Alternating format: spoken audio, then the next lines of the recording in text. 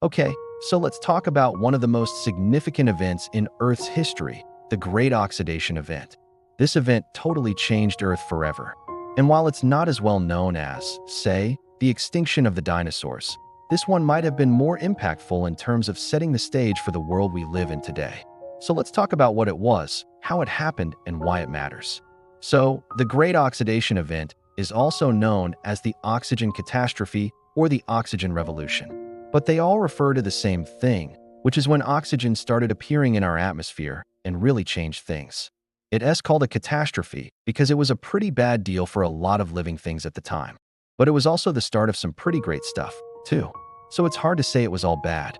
First, let's talk about what exactly the GOE was and why it was such a big deal. The GOE was a huge change in the amount of oxygen in Earth's atmosphere.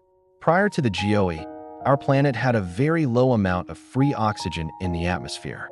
The atmosphere at that time consisted mainly of nitrogen, carbon dioxide, water vapor, and small amounts of methane, ammonia, and hydrogen sulfide. That last one doesn't sound very appetizing, but it's true. Our early atmosphere was kind of gross. Free oxygen, meaning oxygen gas that could move around in the atmosphere, only made up 1% of the atmosphere, and it took quite a while for that percentage to get even that high. The GOE is generally thought to have begun around 2.4 billion years ago with the emergence of the first photosynthetic organisms. These were bacteria that used sunlight as their energy source and released oxygen as a byproduct of their metabolism. This process is called photosynthesis, and it's still how plants make their food today. At first, the oxygen they produced reacted with the reduced metals in the ocean like iron and manganese, forming insoluble compounds that sank to the bottom. These deposits are what we're able to mine today for those metals.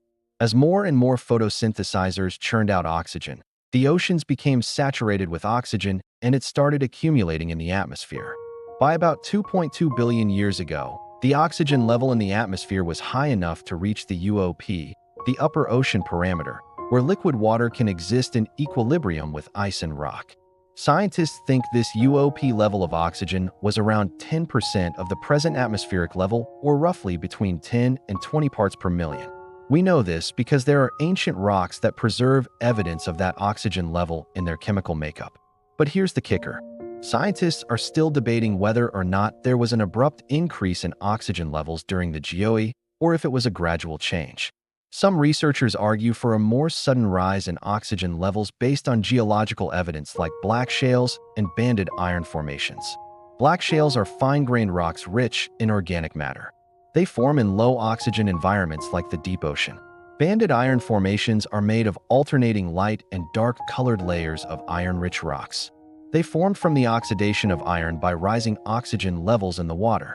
Both types of rocks suggest that the GOE was not a smooth process, and that there were periods of rapid environmental change. On the other hand, some scientists argue that the GOE was a much slower process that took millions of years. They point to the fact that the oldest known banded iron formations are over 2 billion years old, and that life on Earth seems to have been pretty resilient during the transition. It may be that the truth lies somewhere in the middle. Maybe the GOE began as a slow rise in oxygen levels that eventually led to a more abrupt increase that caused major disruptions to life on Earth. Whatever the case, the GOE was a pivotal moment in the history of our planet. Let's talk about why. First off, it led to a mass extinction. As we've already touched on, the GOE was not a fun time for many living things. In particular, anaerobic organisms, which are organisms that live in the absence of oxygen, were massively impacted. Anaerobes are a diverse group of bacteria that carry out various metabolic processes that do not require oxygen.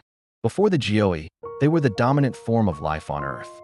However, after the GOE, they were pretty much wiped out. But hold on a second. If these organisms didn't use oxygen, why did the introduction of oxygen kill them off? Well, it's because they were using up all the available nitrogen and carbon dioxide in the atmosphere. They would have died once those resources were depleted. Now, to be fair, they didn't die off completely. Anaerobic bacteria are still around today, but they retreated to environments without free oxygen like deep in the ocean or in swamps and marshes.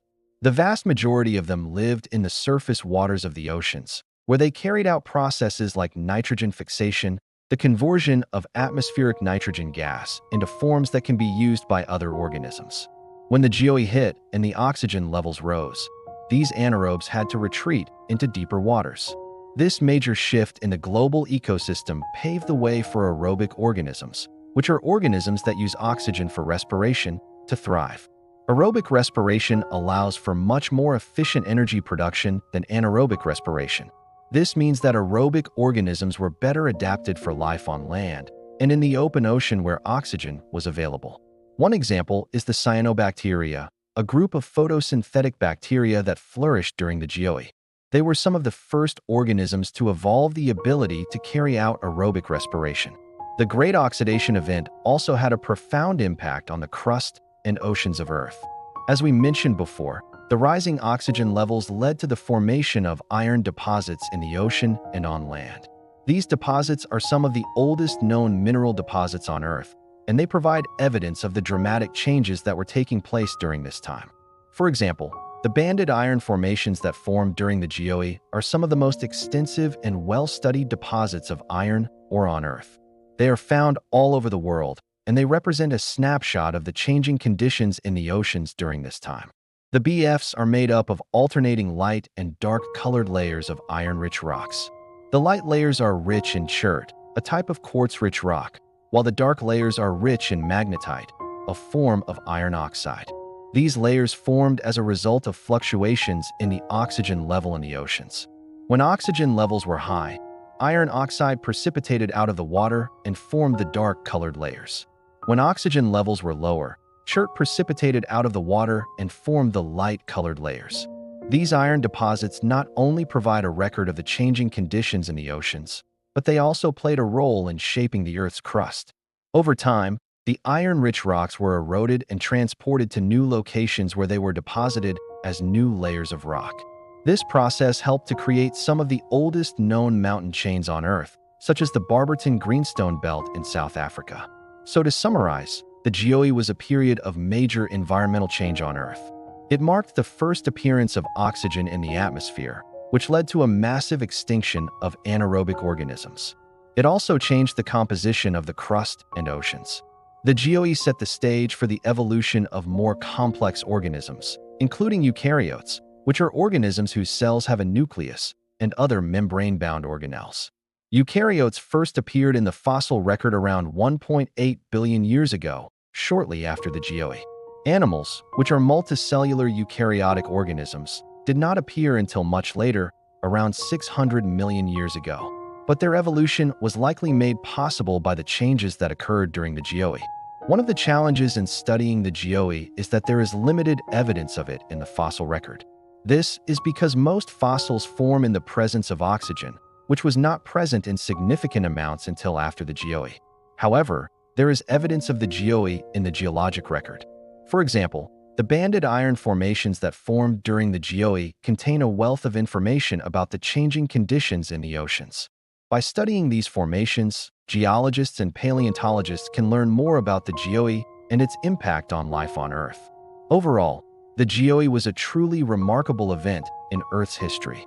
It transformed the planet and set the stage for the evolution of complex life. While there is still much that we don't know about this event, the evidence that has been uncovered is truly fascinating and has revolutionized our understanding of the history of life on Earth. I hope you enjoyed learning about the Great Oxidation Event. I think it is such an important event in Earth's history and it is not talked about enough. So I'm glad we were able to share it with you. If you want to learn more about the GOE or other topics in geology or earth science, please follow along for more updates. Thanks for watching. See ya.